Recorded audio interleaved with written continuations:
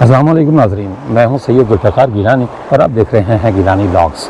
मैं आज उस दरियाए सवां के बीचों बीच एक पत्थर पर बैठा हूं जिसके बारे में मुहक़्क़ीन का यह दावा है कि इंसान ने अपनी इब्तदाई बूदोबाश यहीं इख्तियार की।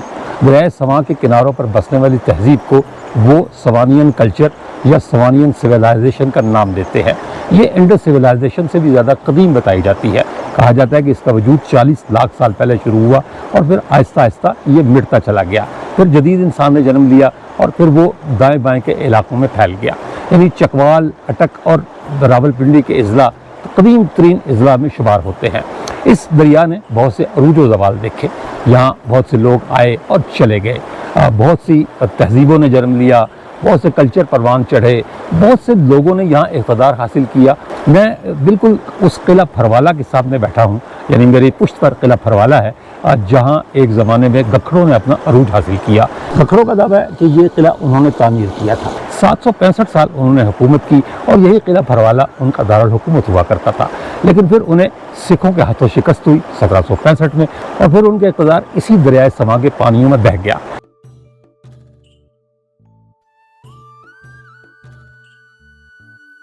व्लॉगिंग हर गुजरते दिन के साथ साथ मुश्किल होती जा रही है। मैंने एक तवील सफ़र तय किया है जिसमें हालात की सख्तियाँ, मौसमों की शिद्दतें और तवील फासलों का सफ़र भी शामिल है। मैंने अपने नाज़रीन से कभी कुछ नहीं मांगा, बल्कि उन्हें ऐसी मालूमात दी हैं जो कहीं ना कहीं किसी न किसी तौर पर उनके काम आ सकती हैं। और अब मैं अपने नाज़रीन से ताउन का तलबकार हूँ। मुझे व्लॉगिंग का ये सफ़र जारी रखने के लिए आपकी माली एआनत की ज़रूरत है। मैंने अपने बैरून मुल्क नाज़रीन हैं उनके लिए 2 अकाउंट नंबर दिए हैं। एक स्टैंडर्ड चार्टर्ड बैंक है और एक बैंक अल फलाह का है।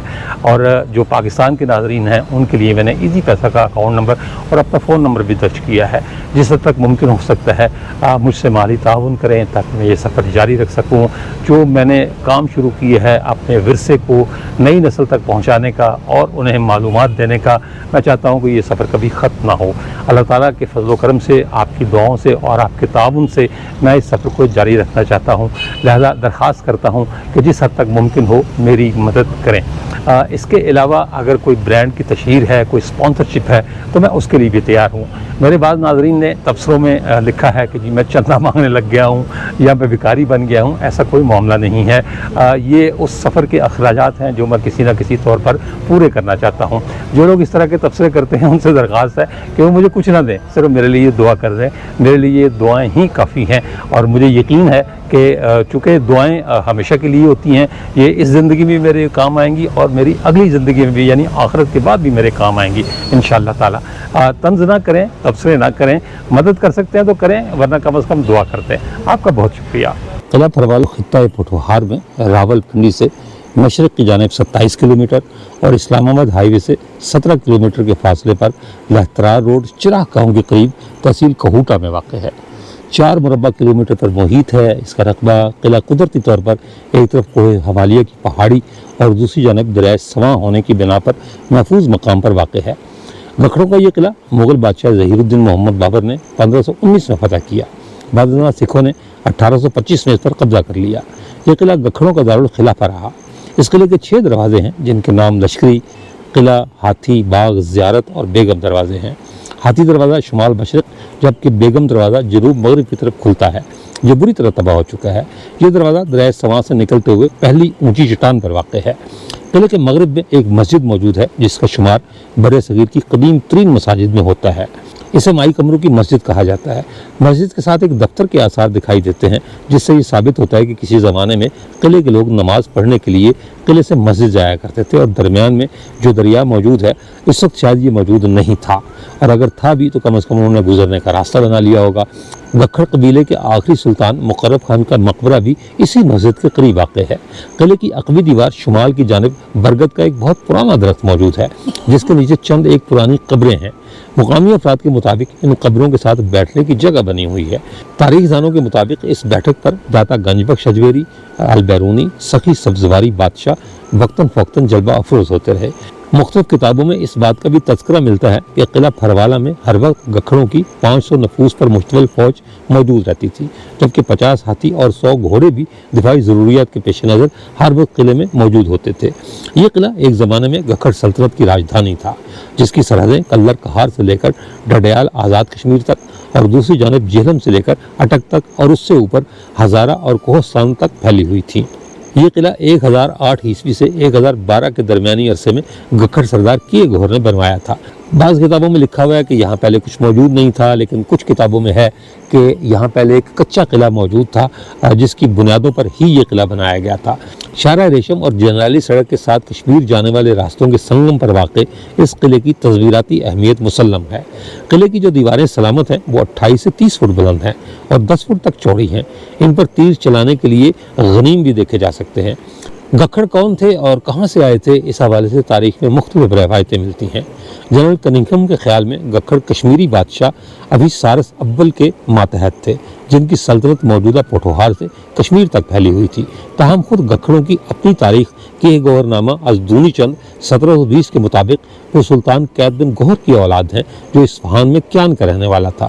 اس نے تبت اور بدخشاں کو تسخیر کر کے ایک سلطنت کی بنیاد رکھی، جبکہ لیپل گریفن کی کتاب چیفز آف پنجاب کے مطابق سلطان قید کا خاندان 10 پشتوں تک کشمیر کے علاقے کا حکمران رہا، اور سلطان رستم خان جب ایک بغاوت میں مارا گیا تو اس کے بیٹے قابل خان نے ناصر الدین سبکتگین کے پاس پناہ لی، جس کا بیٹا گکھڑ شاہ اپنے قبیلے کے ہمراہ سلطان محمود غزنوی کے ساتھ 1001 میں ہندوستان آیا، جسے سلطان محمود نے پوٹھوہار کا علاقہ دیا۔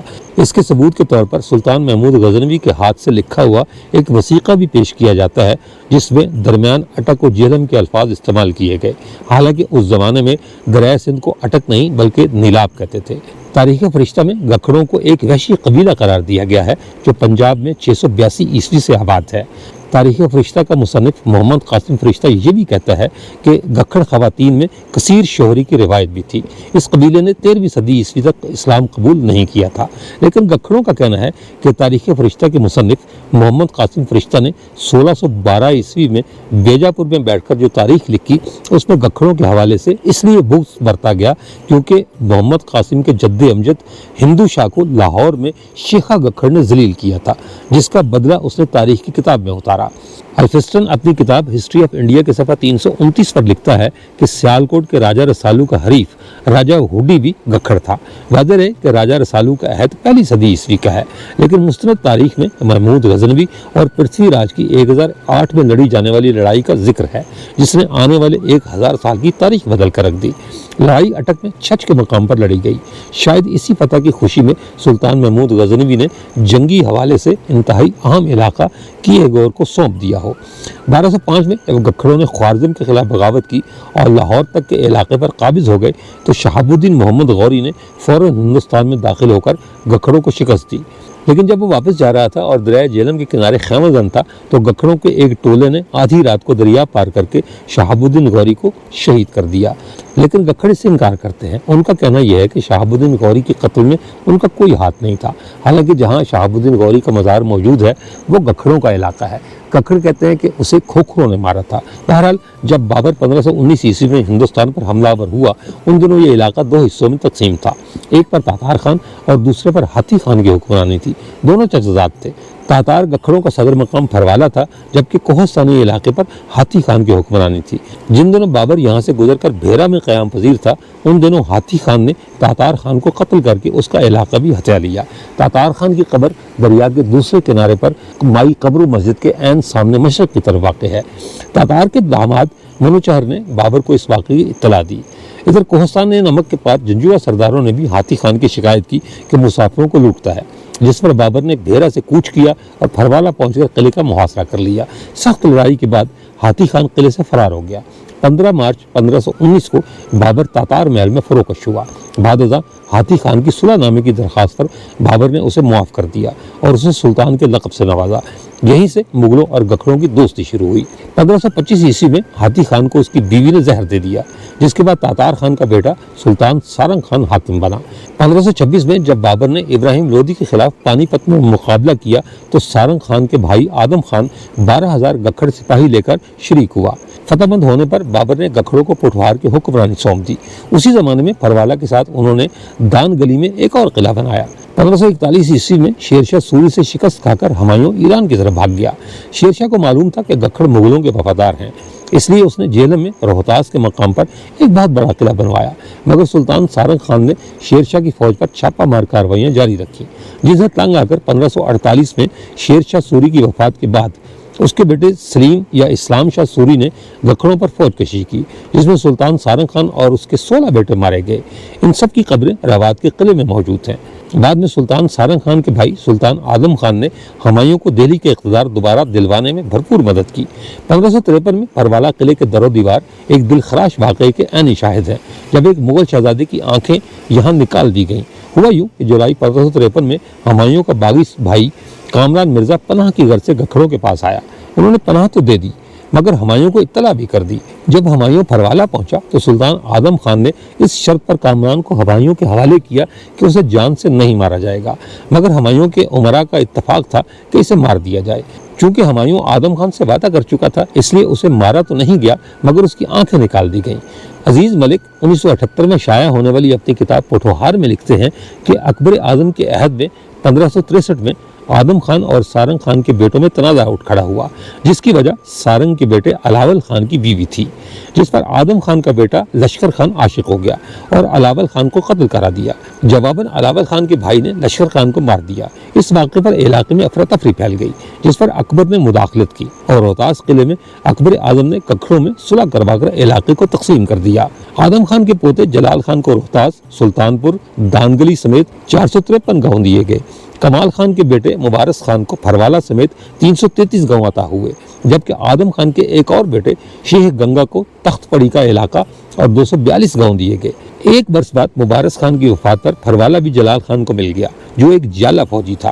اس نے کوہاٹ، بنو اور یوسف زئی قبائل کے خلاف شاہی فوج کی قیادت بھی کی تھی۔ پھروالا کے قلعے میں ایک اور تاریخی رقم ہوئی جب ایک گکھڑ سردار شادمان خان نے 1650 عیسوی میں قلعے سے پیرا گلائیڈنگ کرتے ہوئے اڑان بھری۔ شادمان خان اورنگزیب کے دربار میں ملک الشعراء تھے اور صاحب دیوان تھے۔ اس نے پہاڑی کی چوٹی پر پھروالا قلعے کی دیوار سے دریائے سواں کی جانب پیرا گلائیڈنگ کا مظاہرہ کیا۔ اگر دیکھا جائے تو اس طرح وہ ایشیا کا اولین ہواباز قرار پاتا ہے۔ تاہم بتایا جاتا ہے کہ پیرا گلائیڈنگ کرتے ہوئے ایک بار وہ اپنی ٹانگ بھی توڑوا بیٹھا تھا۔ مغلوں اور گکھڑوں کی قربت کا اندازہ ان کی باہم شادیوں سے بھی کیا جا سکتا ہے۔ سلطان سارنگ خان کی پوتی جہانگیر کے عقد میں آئی۔ علی قلی خان کی بیٹی اورنگزیب کے چوتھے بیٹے شہزادہ اکبر سے بیاہی گئی۔ مغلوں کے زوال کے ساتھ ہی جب مرہٹے دہلی کی طرف بڑھنے لگے تو احمد شاہ ابدالی نے سلطان مقرب خان کی مدد سے متھرا اور پانی پت کی تیسری جنگ میں مرہٹوں کو شکست دی۔ مقرب خان ایک بہادر جنرل تھا۔ اس نے یوسف زئی افغانوں اور قلی خان رئیس خٹک کو شکست دی تو اپنی سلطنت گکھڑ منڈی تک پھیلا دی۔ احمد شاہ ابدالی نے سندھ سے چناب تک کا علاقہ مقرب خان کو دے دیا۔ آخرکار 1765 میں سکھوں کی بھنگی نسل کے سردار گجر سنگھ بھنگی نے بڑی فوج کے ساتھ چڑھائی کی تو مقرب خان نے گجرات سے نکل کر اس کا مقابلہ کیا، لیکن پسپائی اختیار کرتے ہوئے پھروالا آ گیا۔ گکھڑوں کے ایک اور سردار رئیس ڈومیلی ہمت خان نے مقرب خان کو دغا بازی سے قید کر کے مار ڈالا۔ مقرب خان کی وفات کے بعد اس کے 2 بڑے بیٹوں نے پھروالا اور 2 چھوٹے بیٹوں نے دان گلی کا قلعہ لے لیا، لیکن گجر سنگھ نے انہیں نہ صرف تمام علاقوں سے محروم کر دیا بلکہ پھروالا پر چڑھائی کر کے قلعے کو تباہ بھی کر دیا۔ گکھڑ سرداروں کو قید کر کے جموں بھیج دیا گیا۔ سکھوں نے گکھڑوں کے سروں کی قیمت 1 روپیہ لگا دی، جس پر کئی شہزادے اور سردار مارے گئے، اور جو بچ گئے وہ یا تو ہجرت کر گئے یا پھر انہوں نے اپنی ذات بدل لی۔ اسی زمانے میں گکھڑ راجے اور کیا نہیں کہلانے لگے۔ پھروالا قلعے کی تباہی سے گکھڑوں کا کم و بیش 750 سالہ اقتدار کا سورج غروب ہو گیا۔ پھروالا کا قلعہ گکھڑوں کی ہی نہیں بلکہ پوٹھوہار کی ایک پوری تاریخ کا گواہ ہے، مگر اس اہم تاریخی ورثے کا کوئی پرسان حال نہیں۔ قلعے کی دیواریں چند جگہوں پر ہی باقی ہیں، دروازے شکست و ریخت کا شکار ہیں۔ عام لوگ تو درکنار آج کے گکھڑ خود بھی یہ نہیں جانتے کہ دریائے سندھ سے جہلم تک ان کے اجداد نے 765 साल हुक्मरानी की है। फरवाला किले में अब कोई ऐसी इमारत नहीं बची जहां मैं पहुंचकर आपको कुछ दिखा सकूं। सिर्फ ये है कि मैं आपको उस बोर्ड तक ले जाना चाह रहा हूं जो महकमा आसार कदीमा ने लगाया है। दरिया पार करने की और कोई सूरत नहीं कि मैं जूतों समेत इसमें उतर जाऊं। इस वक्त सूरत हाल ये कि मेरे जूते जो है वो सारे पानी में हैं और मैं पानी से ही गुजर कर जा रहा हूँ। पानी भी तेज़ है, पत्थर भी फिसलने वाले हैं। अल्लाह करे कि मैं बखैर वाफियत दूसरे किनारे तक पहुँच जाऊँ। घुटनों तक पानी है, लेकिन मेरी ये ख्वाहिश है कि मैं उस बोर्ड तक पहुँचूँ और बोर्ड जाकर आपको दिखाऊँ। यहाँ ज़्यादा पानी आ गया जी, पत्थर वैसे तो लग रहे हैं कि जी नज़दीक है, यानी पानी कम है, लेकिन पानी अच्छा खासा है। ये इन पत्थरों पर चलते हुए मैं जा रहा हूँ। ये एक जगह से मेरा पाँव भी फिसला है और नीचे भी गया है और अब मैं मज़ीद आगे जाने के चक्कर में हूँ। ये किनारा आ गया, इधर का पानी तो ख़त्म हो गया, अब ये कुछ पत्थर बाकी रह गए हैं। इन पर मेरी कोशिश है कि मैं आगे को जाऊँ। ये जनाब खुश्की आ गई, ये खुश्क पत्थर आ गए। मेरे पाँव सारे पानी में भर चुके हैं, जॉगर्स में पानी जा चुका, मोज़े ख़राब हो गए, लेकिन कोई नहीं, अल्लाह खैर करे। व्लॉग्स के लिए ये सब कुछ करना पड़ता है। यहाँ भी थोड़ा सा पानी है, वो भी देखते हैं कि क्या कहता है। हाँ, एक बात मैं आपको बता दूं कि चूँकि मुझे थोड़ी सी चढ़ाई चढ़नी है ये सामने, और मैं चाह रहा हूँ देखूँगे महकमा आसार कदीमा ने इस बोर्ड पर क्या लिखा है इसकी तारीख़ के हवाले से। ये आहिस्ता आहिस्ता मैं इसके मरकज़ी दरवाज़े की तरफ बढ़ रहा हूँ। रफ्तार मैंने आहिस्ता रखी है ताकि सांस कम से कम फूले। देखते हैं सर कि कैसे पहुँचते हैं। अगर दरमियान में कैमरा बंद कर दूँ तो समझ आइएगा कि सांस ज़्यादा फूल गई है। लेकिन मैं दरिया पार करके और चढ़ाई चढ़ के उस बोर्ड तक पहुंच गया हूं जो महकमा आसार कदीमा ने यहाँ लगाया है। लेकिन इससे पहले कि मैं आपको बोर्ड की तहरीर के बारे में कुछ बताऊं, मैं आपको वो नज़ारा करा दूं जहाँ से मैं आया हूँ। ये पहाड़ और ये नीचे दरिया। इस दरिया को पार करके मैं यहाँ आया हूँ, मेरे घुटनों तक पानी था दरिया का। ये मैं आपको एक नज़र दिखा दूँ जहाँ तक मेरे कपड़े भीगे हुए हैं।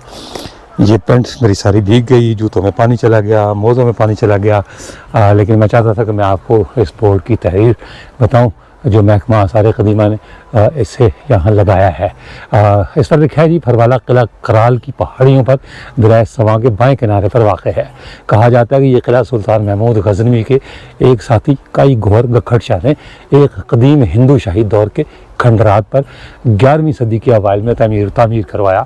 गखड़ों का दावा है कि वो सुल्तान महमूद गज़नवी की फ़ौजों के साथ आए और यहाँ आबाद हुए।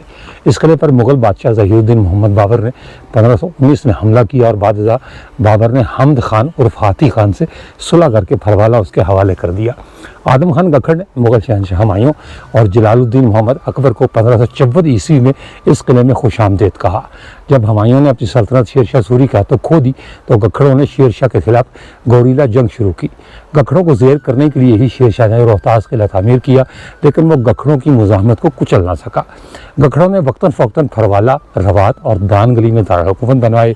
फरवाला किला एक दुश्वार गुजार इलाके में अस्करी नुक्ता नज़र के तहत बनाया गया। किला तकरीबन 136 एकड़ के रकबे पर मुहित है।